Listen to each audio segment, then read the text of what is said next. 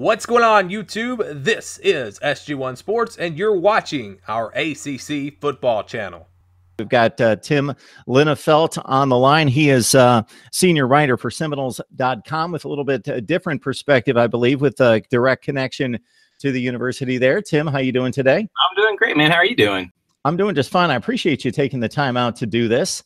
And certainly before we dive into the football team and what was accomplished and what the storylines were over the past month there in Tallahassee, if you could just explain your connection to the university and Seminoles.com.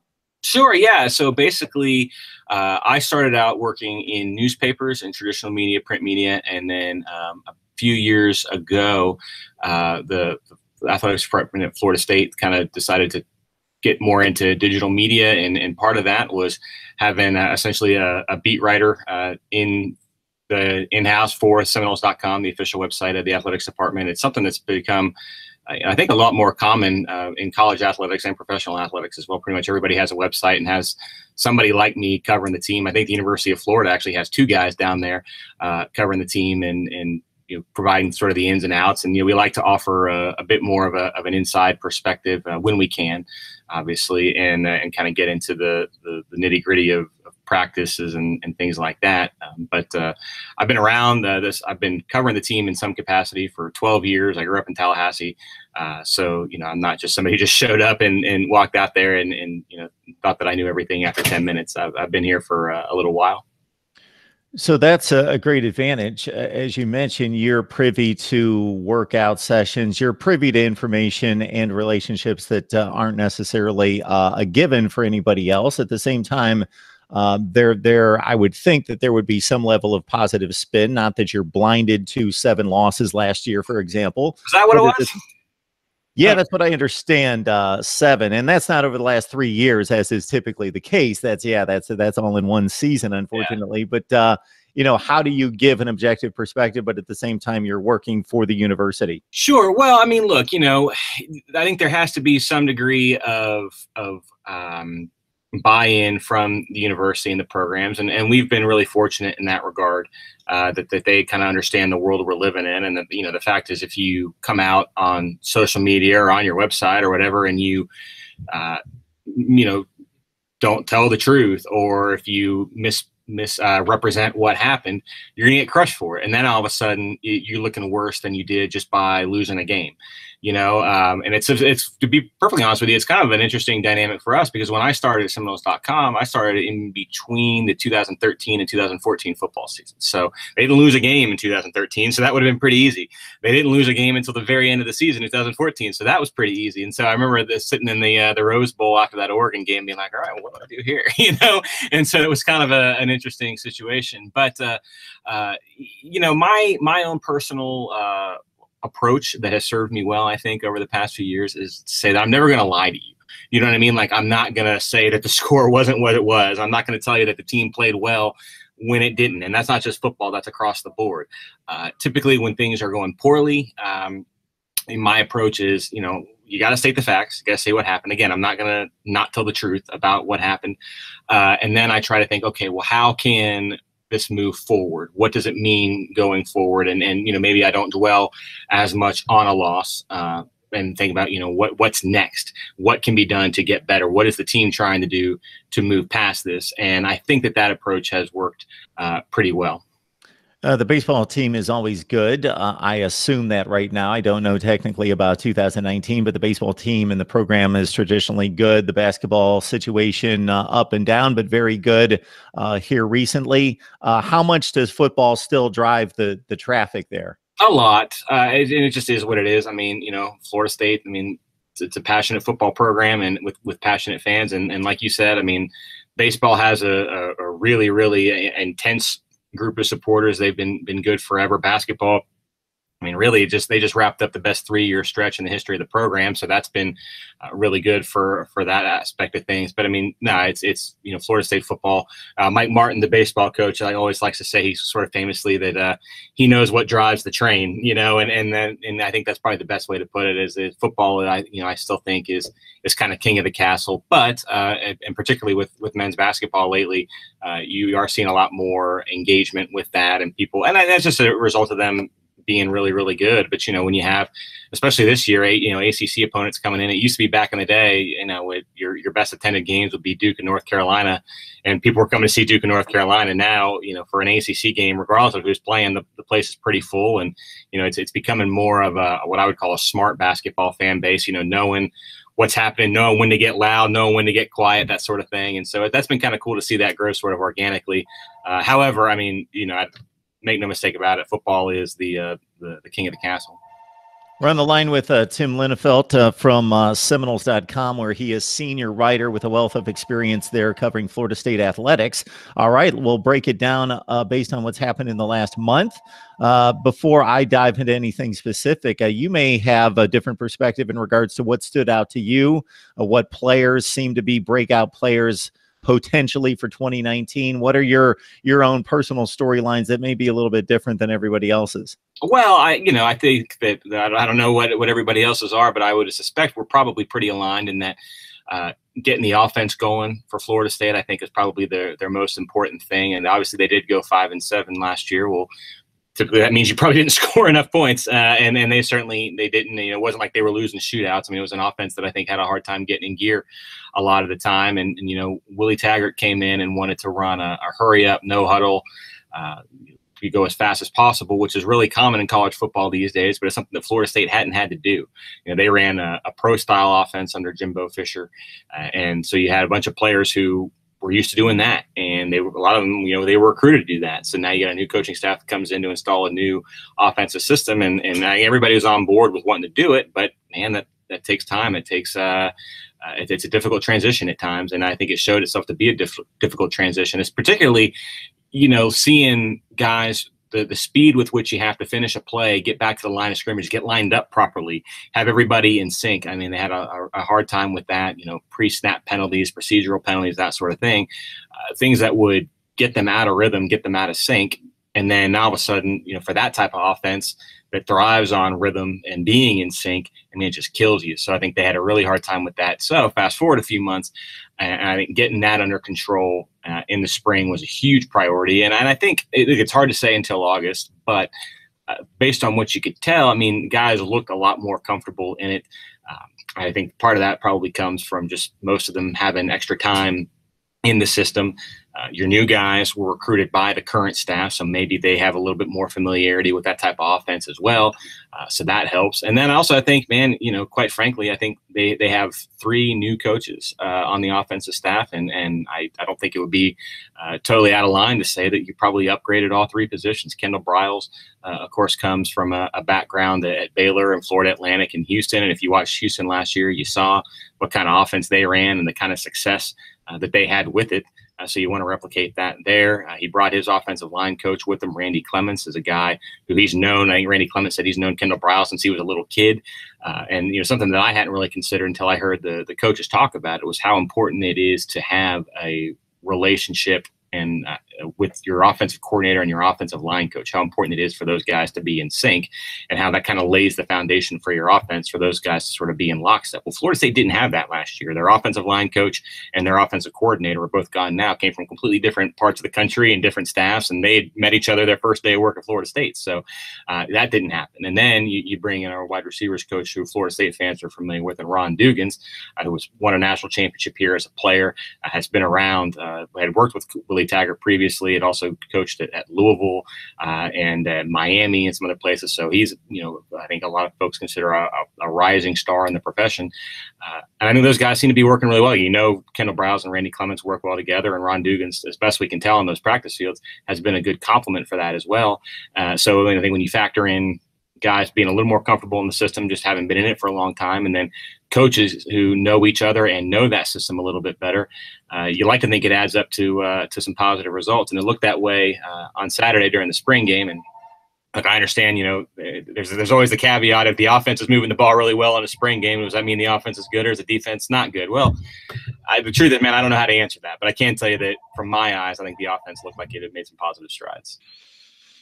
And of course, when you reference everything that has to go right before the snap occurs, and then to get set within 15 or 16 seconds to do it all again, and everything again that has to work right, the guy that needs to process the most information to not just make sure that he's doing the right thing, but that everybody else is in the proper places. Of course, James Blackman, who's no longer just wet behind the ears and just thrown into the fray as he was 2 years ago when DeAndre Francois went down against Alabama. This is a guy that I seem to get tons of feedback in both directions on when I talk to Florida State fans and media in regards to their thought process in terms of his ceiling, his ability, what he's produced, what's been his fault, what hasn't. I've been impressed with the kid's toughness, if nothing else, getting off the deck repeatedly despite the smallish frame.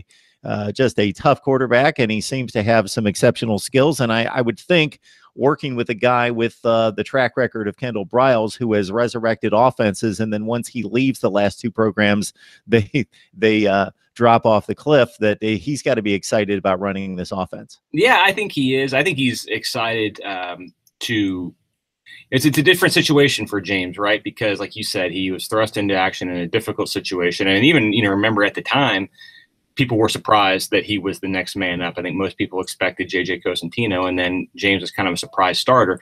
So now you're a starter for a year, and then you lose your job again last year. And it was a tough situation because if you remember, I think James kind of did everything right in terms of his attitude and work ethic and saying all the right things in public. But then you remember the one game at North Carolina State, DeAndre got hurt. James came in and played pretty well, and Florida State lost the game. But he looked pretty good running that system and throwing the ball. And then you lose your job again, and then the season goes the way that it does. And so I think from James's perspective, like nobody wants to say this, and I don't think Willie Taggart, wants to foster this attitude necessarily with James Blackman. But as of right now, I mean, this is James's team. He's the only guy on the quarterback only guy on the quarterback depth chart that's taken a snap for Florida State right now. And so, could something happen in the fall where somebody else were to surge up and steal that starting quarterback job? I mean, I guess so, but my personal opinion is I'd be really surprised by that.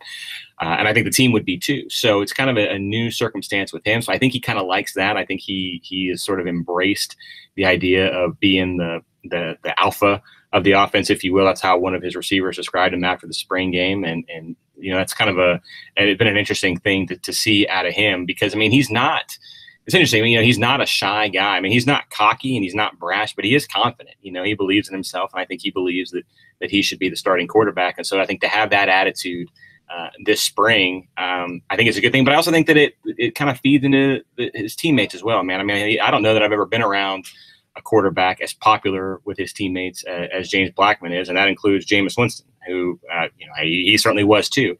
But man, those guys love James Blackman. There's no way around that. And I think that matters. I mean, like I understand that's not a substitute for talent or ability or execution, but man, having a quarterback in the huddle that the other 10 guys believe in is a pretty big deal. And so that's been kind of cool to watch that develop a little bit too. Tim, it's been a wide receiver position that's been elite through the ages. Florida speed translating to the three universities in state. They all have great legacies there and up through the national championship season, of course, and then even beyond that, as you mentioned, the Rose Bowl the next season, then even through that Orange Bowl win over Michigan. But there seems to have been a huge drop-off, and it's all correlated. Offensive line doesn't block for the quarterback. He doesn't have time. The receivers don't make plays or can't get the ball. And it obviously is a team game to the max, but the wide receiver position seems to be a bit in flux and maybe definitely hasn't been as productive as what we're accustomed to. Yeah, I mean, it's like long division, right? If you mess up one step along the way, the end result isn't going to be where it's supposed to be. And I think, the receivers are kind of at the end of the equation after the offensive line and the quarterback and all that. I agree with you, particularly over the last couple of years. When you think back when Florida State was really, really good, you had the likes of Kelvin Benjamin, Rashad Green, guys who were playing in the NFL. And for one reason or another, over following up with that, Florida State recruited really well. I mean, if you looked at the star rankings behind the guys in that receivers room, I mean, you would expect there to be production coming through. But for one reason or another, some guys dealt with injuries, some guys dealt with inconsistency, some guys dealt with, inconsistent quarterback play. It hasn't been what it should be. I do think that there's reasons to be optimistic for Florida State this fall. Tamarian Terry is a guy who I think maybe a lot of folks outside of Tallahassee don't really know about. But when you look at him, I mean, he looks like a receiver. You know what I mean? A big body, thick, pretty physical. He's from Southeast Georgia, from a small school. Didn't have a ton of attention until late in the recruiting process. Florida State was in on him. He ends up coming here. And he's just a really big body, deep threat kind of guy. I mean, I don't think there's a whole lot of subtlety to his game, at least not right now. I mean, he's the kind of guy, if you're a quarterback, you'll get under center or in the shotgun in this case, look to your right. And if you see him one-on-one with a cornerback and you lock eyes with him, everybody kind of knows what to do.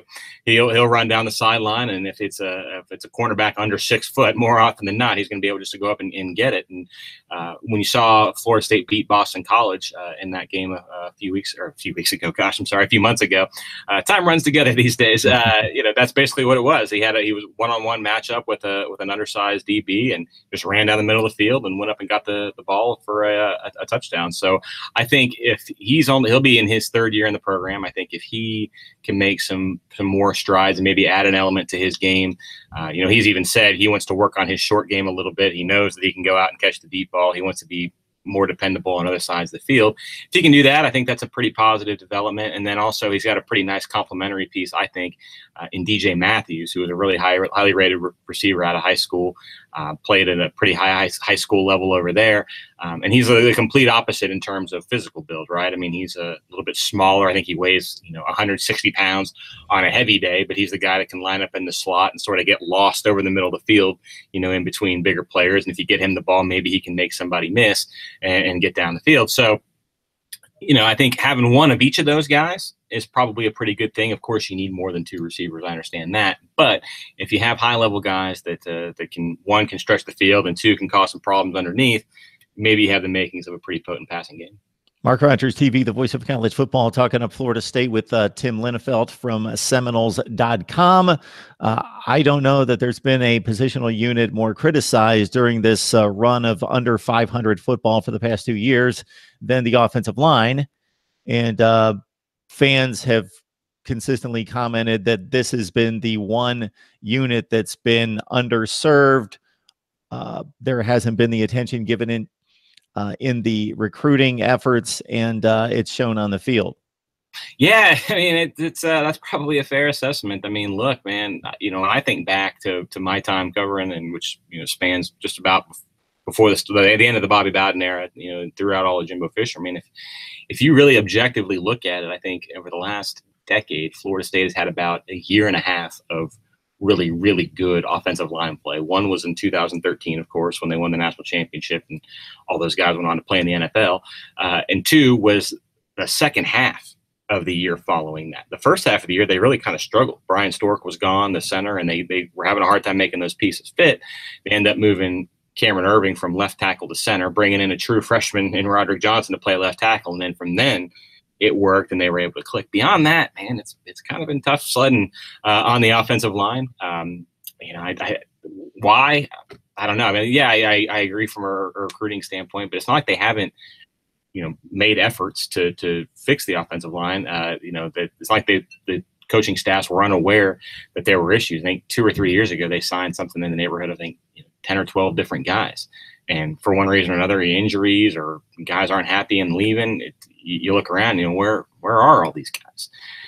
And so, yeah, man, I mean, it's kind of a situation where I think that's sort of where they are now, is that they have signed a lot of different offensive linemen. I think the biggest thing they needed to do was just fill the room a little bit. I mean, by the end of last year, you look over at the offensive line in practice, but they don't have hardly anybody. You guys were either hurt or there was attrition, and the 5 that they had was almost the 5 that they had to use because they had so few options. So now They've been able to bring in some new guys. There'll be some more in the fall.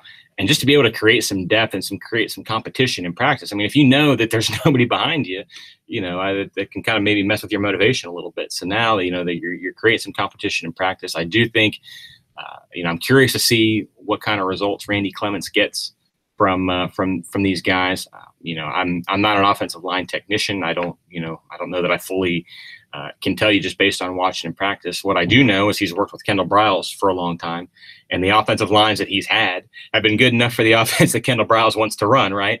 So that, I think, is a pretty good sign for Florida State fans. He is fun to watch. I'm used to watching offensive line coaches like you think stereotypically they're yelling and screaming, and maybe there's some French in there as well. And he is not that, man. I mean, he is a more calm in demeanor. He's constantly seems to be teaching, instructing, going over technique. I don't think he stops talking for the entire length of a 2.5-hour practice. I mean, there's always something going on with him. And so that's kind of cool to see. Man, I would be remiss to make projections. I think, the track record for the offensive line, Florida State fans, they don't want to hear it. They want to see it. And unfortunately, we can't see it until August. So I get that. I understand that. But based on what we've seen, the last few weeks in spring, I at least think, me personally, I think it's a cool approach, and I'm curious to see how it pays off.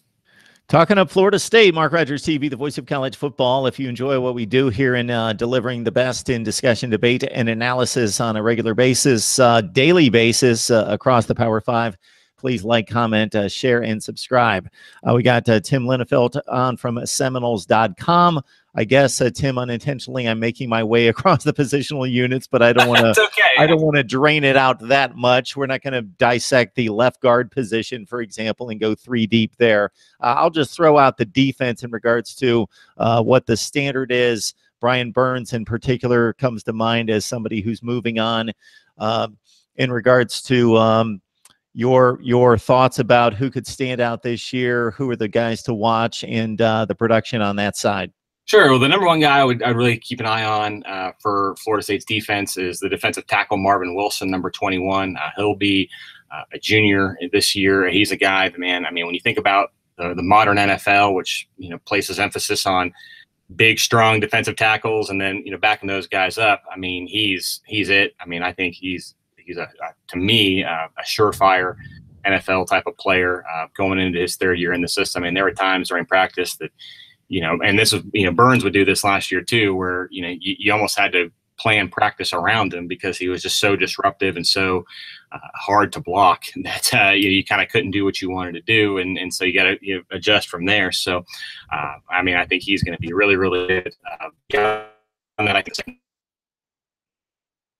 it's probably going to be a strength of the team. That's one area where Florida State's staffs, Jimbo's staff, and then even now Willie's staff too, have been really, really good at recruiting defensive backs. I mean, they've got a pretty crowded room there and a lot of talent. And Levante Taylor is a guy who I think probably could have been a 3-year guy if he wanted to be, decided to come back. They've got him moving around, doing some different things out there. And then the 2 guys who I think probably had the best spring, or one guy I really think made the best spring of anybody, was Asante Samuel Jr. I loved what he did at the cornerback spot. And then between him and Stanford Samuels III on the other side, I think they're going to be pretty good at the cornerback position. The one question, and this has sort of been, the what we just talked about with the offensive line, same dynamic applies to linebackers. I think Florida State fans have been aching for good linebacker play really since the days of Telvin Smith and Christian Jones. And it's sort of a really kind of a similar situation where, they didn't have a lot of depth there last year. The guys they played were the guys they had, and they've gone out and signed some more players to come in and create some competition and try to make some things happen. And, early returns, of course, but I like what I've seen, especially from a kid named Jaleel McCray. He's an early enrollee freshman, played down at the IMG Academy in Bradenton. So, he played high-level football, and man, he just looks like he belongs. He looks like a linebacker too. You know what I mean? Like, he's not just like a pass rusher lined up in the middle of the field. I mean, you think about what a linebacker is supposed to do in terms of, being able to do a little bit of everything, and, athletic enough to drop into coverage if need be, but can, support the run defense, all that kind of stuff. I mean, he looks really, really good. Now, again, for the caveat, he's been on campus for 3 months. So, he's going to have some growing pains, but, if that's the way this thing is trending, I mean, I think you've got to be pretty happy with that. Tim Linnefelt, Florida State coverage here at Mark Rogers TV, the voice of college football. You can join Tim at Seminoles.com for top flight coverage on Florida State athletics across the board. Tim, I'm going to leave you with this. This is completely out of left field, but based on your experience, your background with the program, and following it and covering it for this long, you have a favorite game? Do you have a memory that stands out to you? If I pinned you down to one, or you could stretch it to two or three, because that's kind of difficult. Sure.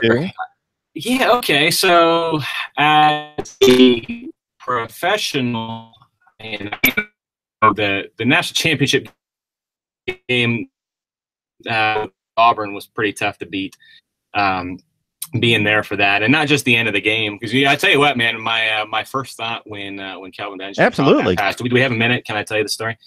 So I was not working for Seminoles.com at the time. I was with an independent newspaper back at that point, and the deal we had worked out was that if Florida State won, I and a couple colleagues were going to produce a championship magazine, like a commemorative magazine, right? And if they didn't win, we're like, all right, well, just cut your losses and do that. And, we'll cover the game, but we're not going to put out a commemorative magazine for a game that they lose.